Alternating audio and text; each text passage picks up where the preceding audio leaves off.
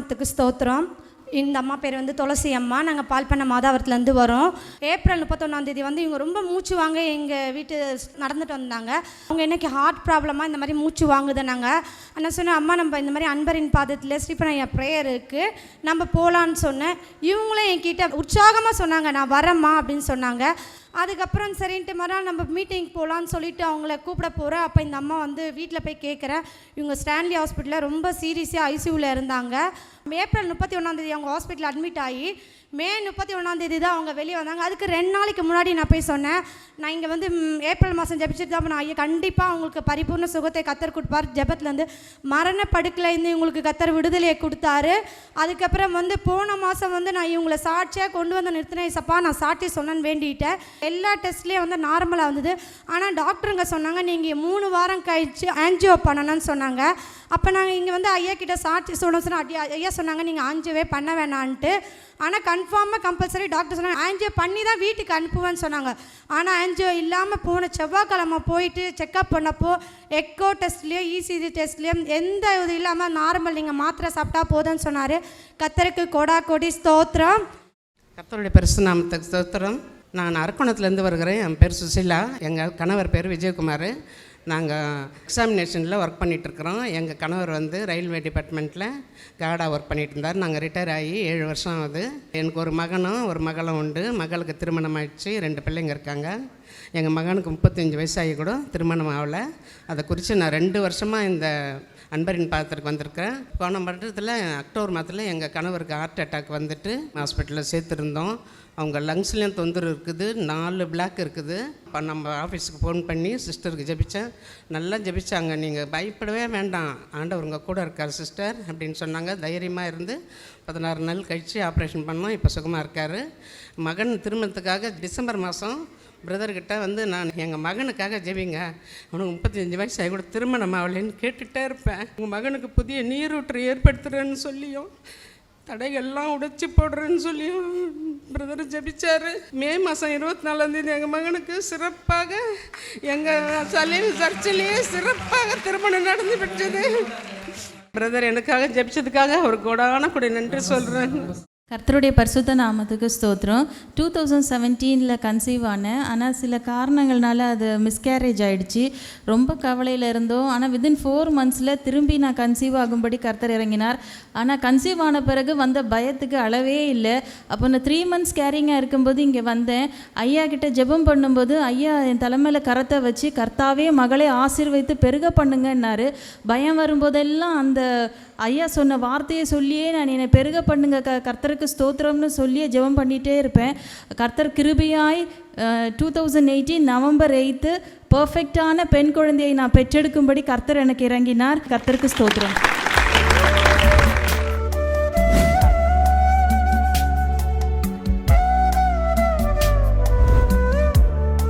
கிறிஸ்துவுக்குள் மிகவும் பிரியமான எனதருமை சகோதர சகோதரிகளே, நம்மை சிருஷ்டித்தவரும் நம்மை உண்டாக்கினவரும் நம்மளை ஒருபோதும் மறவாதவருமாகிய இயேசு கிறிஸ்து இணையற்ற நாமத்தினாலே உங்க எல்லாரையும் வாழ்த்தி ஆசீர்வதிக்கிறேன். அல்லேலூயா.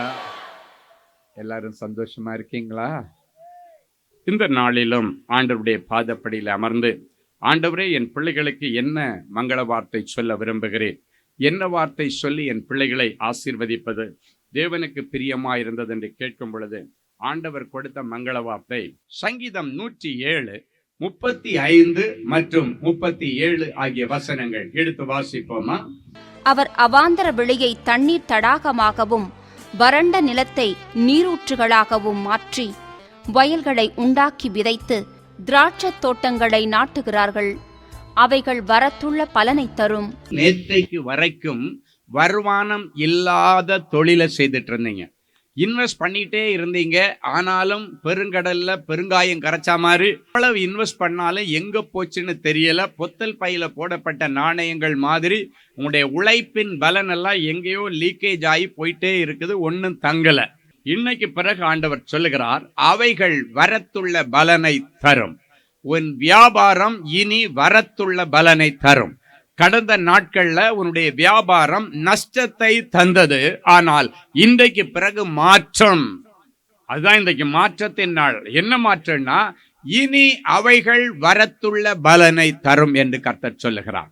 அப்போ ஒரு வரத்துள்ள பலன் உங்களுக்கு வேணும்னா அதுல ஒரு ரகசியம் இருக்கிறது.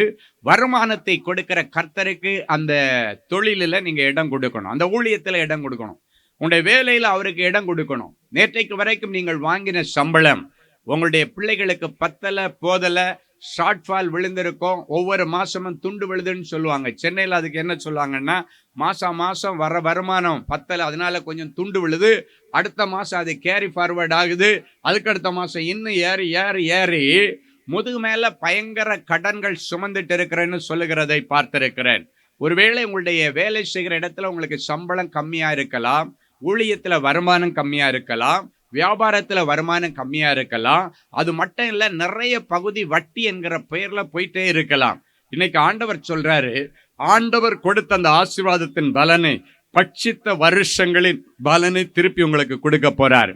நிறைய வெட்டுக்கிளிகள், பச்சை கிளிகள், முசுக்கட்டை பூச்சிகள் உங்களுடைய ஆகாரத்தையும் வருமானத்தையும் பட்சித்து போட்டு உங்களுக்கு வீட்டுக்கு ஒண்ணுமே கொண்டு வர முடியாத அளவுக்கு ஒரு சூழ்நிலை இருந்திருக்கலாம்.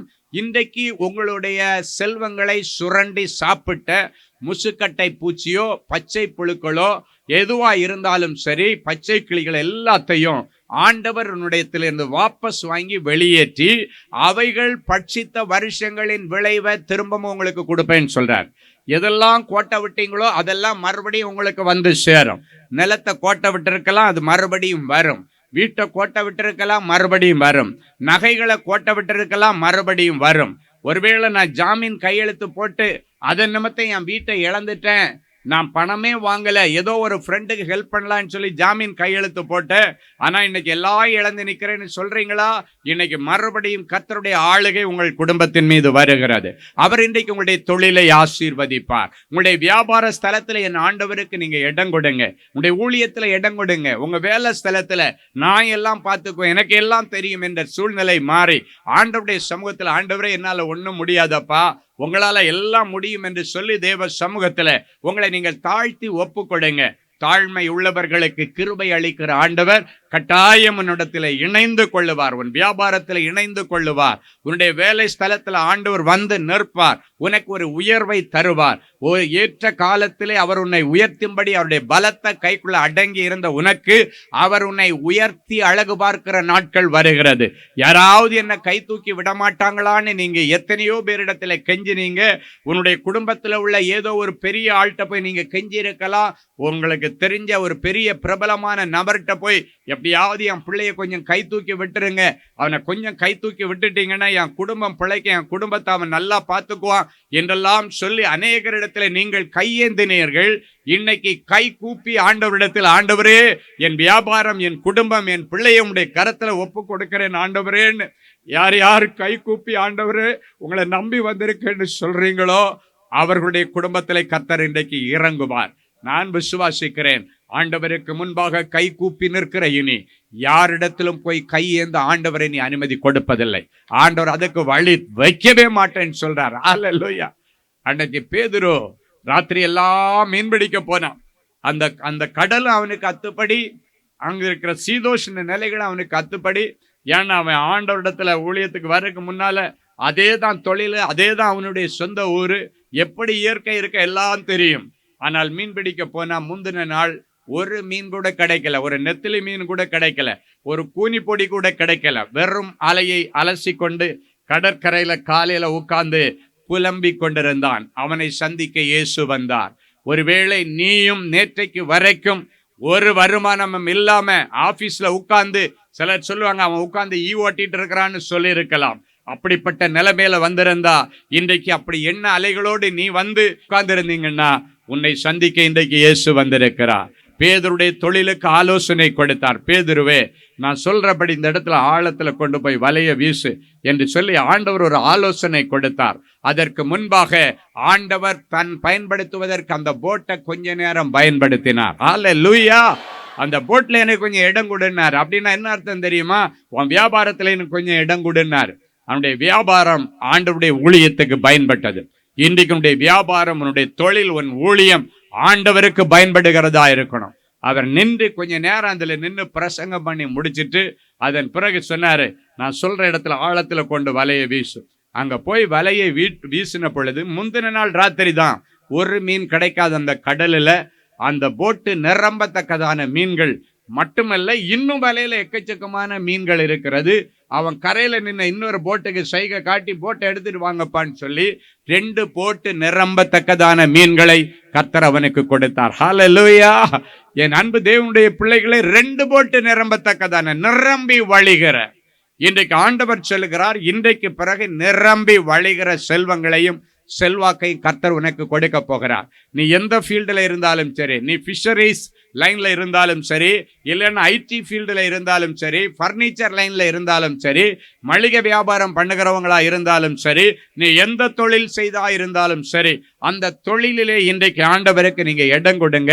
கர்த்தர் கண்டிப்பாக போட்டு நிரம்பி வழிந்தது போல உங்களுடைய வீட்டில் பொக்கிஷ சாலை நிரம்பி வழியும். உங்கள் பேங்க் அக்கௌண்ட்டை கர்த்தர் நிரம்பி வழிய பண்ணுவார். உங்களுடைய வீட்டில் உள்ள நகைப்பட்டியெல்லாம் நிரம்பி நிரம்பி நிரம்பி வழியும். அந்நிய கண்கள் அல்ல, உன்னுடைய சொந்த கண்கள் இதை காணும். ஹல்லேலூயா! அவர் சிறியவனை புழுதியிலிருந்து எளியவனை குப்பை மேட்டிலிருந்து உயர்த்தி ராஜாக்களோடும் பிரபுக்களோடும் உட்கார வைத்து அழகு பார்க்கிற நல்ல தெய்வம். நாளைக்கு காலைக்கு ஏதோ ஒரு அற்பமான உனக்கு வரப்போகிற ஒரு பிள்ளைக்கு வரப்போகிற அதிலிருந்து ஒரு சம்பூரணமான உயர்வை நீ பார்க்க போற. அந்நிய கண்கள் அல்ல, உன்னுடைய சொந்த கண்கள் அதை காணப்போகிற. எத்தனை பேர் கரங்களை உயர்த்தி ஆமேன்னு சொல்ல முடியும்? ஹல்லேலூயா! என் அன்பு தேவனுடைய பிள்ளைகளை, இன்றைக்கு கர்த்தர் உன்னை ஐஸ்வர்யவானாய் மாற்றும்படிக்கு உங்கள் மத்தியிலே எழுந்தருளி வந்திருக்கிறார். உங்களுக்கும் விடுகிற பொழுது ஒரு ஆசீர்வாதத்தின் பொழுதா இருக்கும்னு கர்த்தர் சொல்லுகிறார். ஹல்லேலூயா! உங்களுடைய துக்கங்கள் எல்லாம் இன்னைக்கு நீ சந்தோஷமாய் மாறப்போகிறது. என்னென்ன காரியங்கள் உங்களை துக்கப்படுத்திச்சோ, உங்க மனசை வேதனைப்படுத்திச்சோ, அந்த காரியங்கள்ல இன்னைக்கு கர்த்தர் ஒரு அற்புதம் செய்வார். எரேமியா தீர்க்கதரிசியின் புஸ்தகம் 31ஆம் அதிகாரம் 13வது வசனம் இப்படியாய் சொல்லுகிறது. எடுத்து வாசிக்கலாமா? அப்பொழுது கன்னிகைகளும் வாலிபரும் முதியோரும் கூட ஆனந்த களிப்பாய் மகிழுவார்கள். நான் அவர்கள் துக்கத்தை சந்தோஷமாக மாற்றி அவர்களை தேற்றி அவர்கள் சஞ்சலம் நீங்க அவர்களை சந்தோஷப்படுத்துவேன். இந்த வசனம் சொல்லுகிறது, அப்பொழுது உன் வீட்டில் உள்ள கன்னிகைகள், வாலிபர்கள், முதியோர்கள் எல்லாருமே ஆனந்த களிப்பாய் மகிழும்படியான ஒரு அற்புதத்தை இன்னைக்கு செய்ய போறார். ஒருவருக்கு மட்டுமல்ல இன்றைக்கு அற்புதம். நன்றாய் கவனிங்கள். இந்த வசனத்தின்படி கர்த்தர் உங்களை ஆசீர்வதிக்கிறார். இந்த வசனத்தை உங்க சிரசில் வைக்கிறேன். உங்க வீட்டில் ஒருத்தர் மட்டும் இல்லை, எல்லாரும் நல்லா இருக்கணும், எல்லாரும் வாழணும், எல்லாரும் மகிழ்ச்சியா இருக்கணும். அதான் தேவனுடைய திட்டம். ஒரு சிலருக்கு அல்ல. ஒருவேளை 2 பேர் நல்லா இருந்து மீதி 2 பேர் கெட்டு போயிருக்கலாம். 4 பேர் நல்லா இருந்து 5வது ஒரு ஆள் கெட்டு போன நிலைமையில உங்க வீட்டில் இருக்கலாம். இன்னைக்கு உங்க வீட்டில் உள்ள அத்தனை பேருக்கு ஒரு விடிவு காலம். அத்தனை பேரும் சந்திக்கிற துக்கத்தை சந்தோஷமாய் மாற்றுவார். இப்ப பாத்தீங்கன்னா உங்க வீட்டில் உள்ள கன்னிகைகள் அப்படின்னா வாலிப மகள்கள், அவர்கள் சந்திக்கிற பிரச்சனைகள் ஒரு விதமா இருக்கும். அவர்கள் கல்லூரிக்கு போற இடத்துல, படிக்க போற இடத்துல, வேலைக்கு போற இடத்துல, டியூஷன் போற இடத்துல, விளையாட போற இடத்துல அவர்கள் சந்திக்கிற பிரச்சனைகள் ஒரு விதமா இருக்கும். அவர்களுடைய துக்கம், உங்க வீட்டில் உள்ள ஒவ்வொரு வாலிப மகள்கள் சந்தித்துக் கொண்டிருக்கிற ஒவ்வொரு துக்கமும் அவர்களை அழுத்தத்திற்கு நேராக, மன அழுத்தத்திற்கு நேராக, டிப்ரெஷனுக்கு நேராக நடத்தின ஒவ்வொரு காரியங்களிலும் கர்த்தர் இன்றைக்கு அற்புதம் செய்து அவர்களுடைய துக்கத்தை, உங்க வீட்டில் உள்ள வாலிப மகள்களுடைய துக்கத்தை சந்தோஷமாய் மாற்றுவார். அவர்களுடைய அழிவு இன்றைக்கு மறைகிறது, வாழ்வு அவர்களுக்கு கிடைக்கிறது. புத்தி பேதலிக்க பண்ணுகிற ஆவிகளை கர்த்தர் அவர்களை விட்டு வெளியேற்றுகிறார். சுயநீதி கற்பிக்கிற ஆவிகள், எனக்கு எல்லாம் தெரியும், நான் எடுத்த டிசிஷன் சரி என்று சொல்லிக் கொண்டிருந்த அந்த புத்தி பேதலிக்க பண்ணுகிற எல்லா சுயநீதி கற்பிக்கிற ஆவிகளை வெளியேற்றி அவர்கள் சந்திக்கிற துக்கத்தை எல்லாம் சந்தோஷமா மாற்றுவார். அடுத்து உங்க வீட்டில் உள்ள வாலிபர்கள் அப்படின்னா உங்க வீட்டில் உள்ள மகன்கள், உங்க வீட்டில் வாலிப தம்பிமார்கள் இருப்பாங்க பாருங்க, அவங்களை எல்லாம் இன்னைக்கு ஆண்டவர் சந்திக்கிறார். அவர்கள் துக்கத்தை சந்தோஷமாய் மாற்றுவார். அவர்கள் அழுகையை ஆனந்த களிப்பாய் மாற்றுவார். எல்லாரும் சொல்லியிருக்கலாம், உனக்கு இப்படியெல்லாம் ஒரு பிள்ளையான்னு கேட்டிருக்கலாம். ஒருவேளை நீங்களே சொல்லியிருக்கா, என் வயிற்றுலையாடா நீ பிறந்த, எனக்கு மனசு வேதனையா இருக்கடா, எனக்கா இப்படி ஒரு பிள்ளை என்று நீ சொல்லக்கூடிய அளவில் எனக்கு வேதனை மேல் வேதனை கொடுத்திருக்கலாம். உன் பிள்ளைகளுடைய வீட்டில் உள்ள வாலிப பிள்ளைகளுடைய மாற்றத்தின் நேரம். அவருடைய வாழ்க்கையை ஆண்டவர் மாற்றுகிற நேரம். ஆண்டவர் சொல்றாரு, வனசஞ்சாரியாய் சுற்றின உன் வாலிப மகனை இனி குணசாலியா கூடாரவாசியா மாற்றுவேன். அவனுக்கு இன்னைக்கு ஒரு அற்புதம் நடக்கும். ஆண்டவர் இன்றைக்கு அவனை பிடிச்சிட்டார், அவன் இருக்கிற இடத்துல பிடிச்சிட்டார். ஒருவேளை நீ நினைக்கலாம், இப்ப அவன் ஒயிட் ஷாப்ல எல்லாம் இருப்பான்னு நீ நினைக்கலாம். இப்ப பக்கத்து ரோட்ல உட்கார்ந்து அவன் கஞ்சா ஊதிட்டு இருப்பாரு, அதுதான் அவனுடைய பழக்கம் என்று நீ நினைக்கலாம். யாரே வேணாலும் இருக்கலாம். அவன் இருக்கிற இடத்துல சந்திக்கிறவர் நம்முடைய ஆண்டவர். கையும் களவுமாய் விபச்சாரத்தில் பிடிப்பட்ட ஸ்திரியை சந்தித்த ஆண்டவர், அவளுக்கு மறுபடியும் ஒரு வாய்ப்பு கொடுத்து அனுப்பினவர்.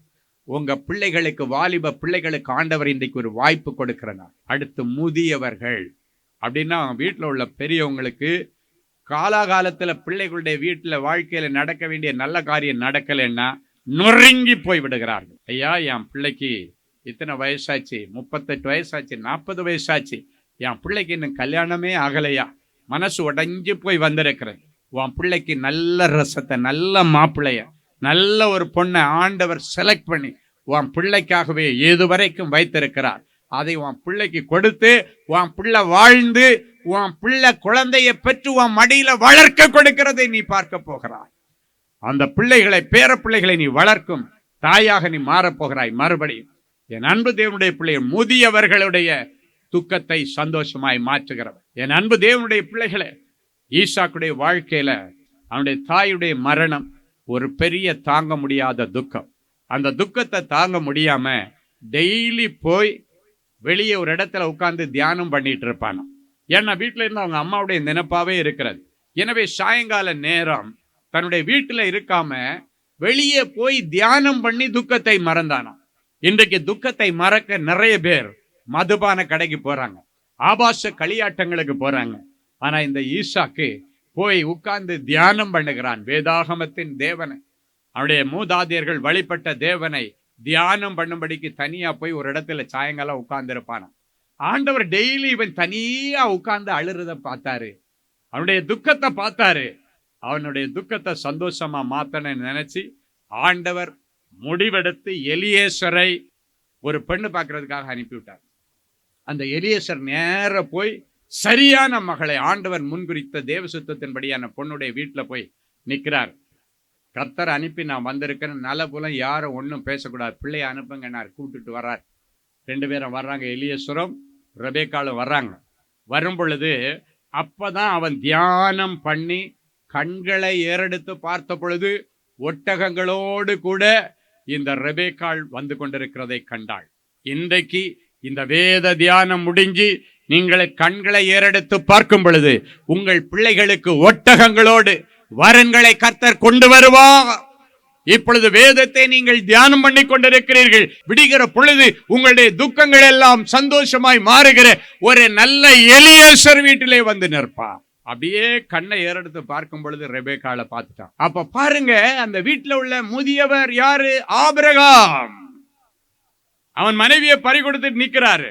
அவன் வேதனையோடு இருக்கும் பொழுது எலியேசரை மூலமாக ஆண்டவர் ஒரு அற்புதத்தை செய்தார். அந்த முதியவர் ஆபிரகாமுடைய கண்ணீரை கர்த்தர் கண்டார். அவனுடைய துக்கத்தை சந்தோஷமாய் மாற்ற விரும்பினார்.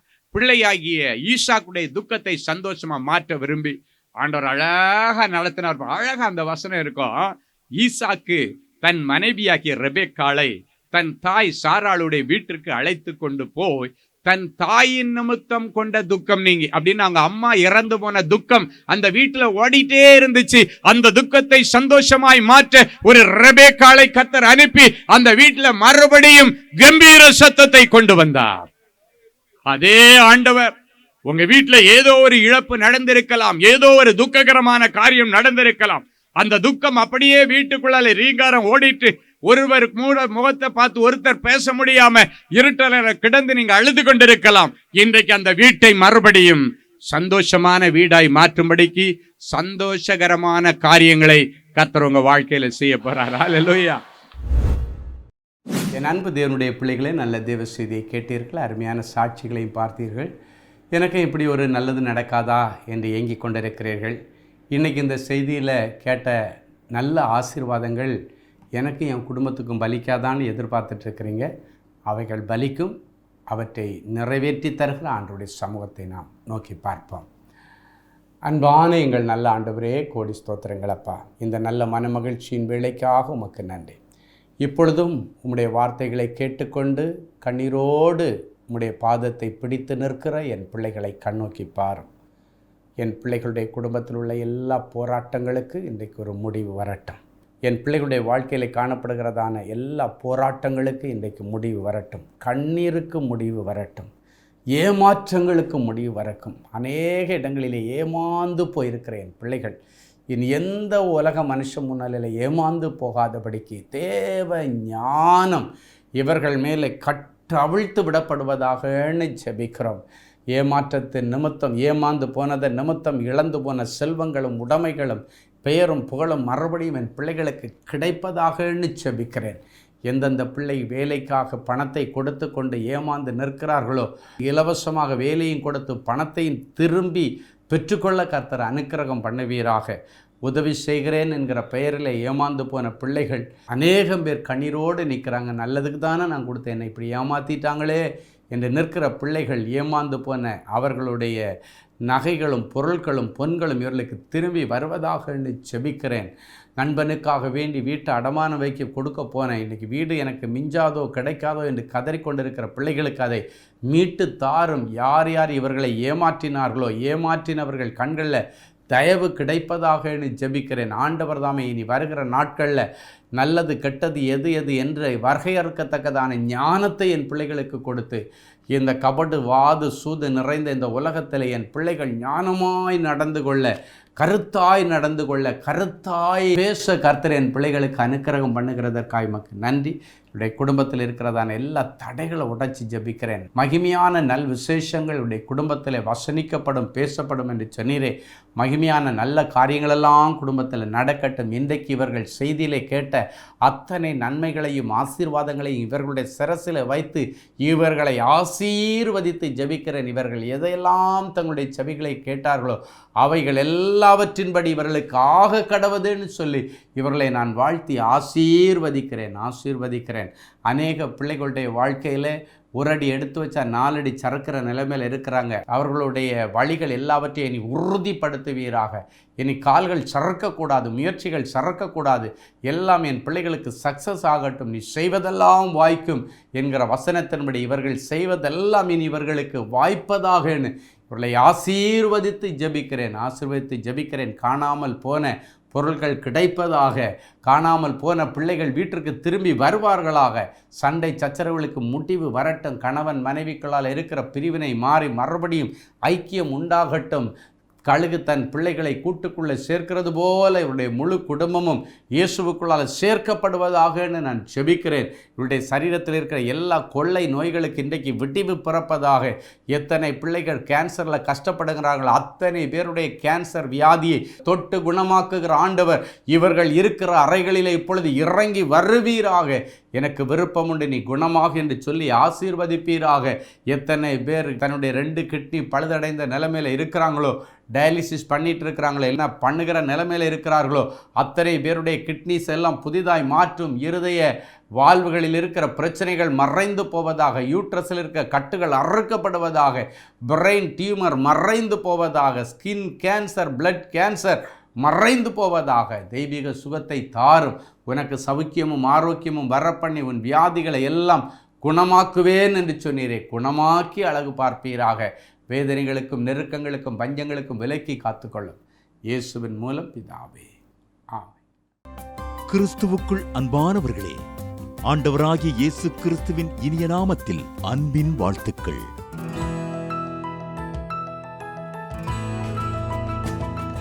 எங்களுடைய மார்வெல் திருமண தகவல் மையத்தை ஆன்லைன் சேவை மூலம் உங்களுக்கு அறிமுகப்படுத்துவதில் நாங்கள் மிகுந்த மகிழ்ச்சி அடைகிறோம். எங்களது மார்வெல் திருமண மையம் கிறிஸ்தவ குடும்பத்தில் திருமணத்திற்கு ஆயத்தமாயிருப்பவர்கள் தங்களுக்கு ஏற்ற வாழ்க்கை துணையை தேர்ந்தெடுக்க சிறந்த திருமண சேவை மையமாக இருக்கிறது.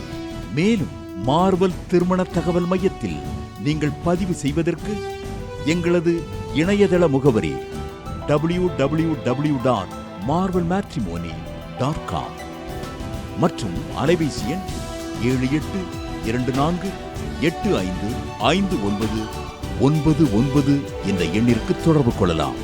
சென்னை, நாகர்கோவில் மற்றும் மும்பை நகரில் உள்ளவர்கள் பதிவு செய்ய விரும்பினால் கீழ்க்கண்ட விலாசங்களில் உள்ள எங்களது அலுவலகங்களோடு தொடர்பு கொள்ளலாம். Email info@marvelmatrimony.com.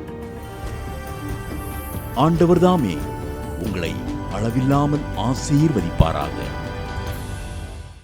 Genesis creations media அகாடமியில் 3 மாதங்களில் தொழிற்கல்வி சான்றிதழோடு video editing, videography, photography, drone piloting, studio recording, Photoshop, live streaming, live video mixing and live sound mixing ஆகிய தொழிற்கல்விகள் பயிற்றுவிக்கப்படுகிறது. புது தொழில் நுணுக்கங்களுடன் குறைவான கட்டணத்தில் நிறைவான தொழிற்கல்வி பெற்றுக்கொள்ள உங்கள் எதிர்கால கனவை நினைவாக்க எங்களது ஜெனசிஸ் கிரியேஷன்ஸை இன்றே தொடர்பு கொள்ளுங்கள். மேலும் விவரங்களுக்கு 7824850999 என்ற எண்ணை தொடர்பு கொள்ளுங்கள்.